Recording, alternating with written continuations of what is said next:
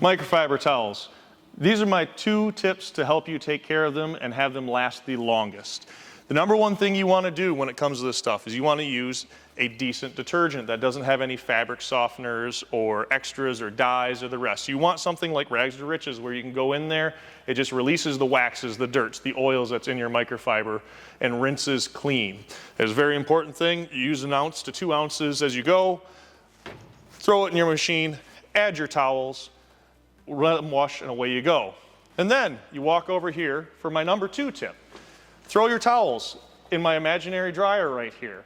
And when you do, we're going to set the settings here to low on the temperature. The number one thing, don't go past low. If you dry towels on high heat, you got to think about them as like a dandelion puffball.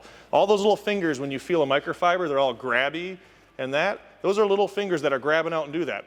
It's a polyester / plastic, essentially, is the best way to think of it.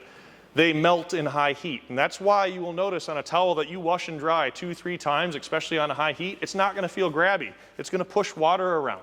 So to make your towels last longer, use a good microfiber detergent with no extra softeners or anything like that, and dry on low heat or air dry if you can.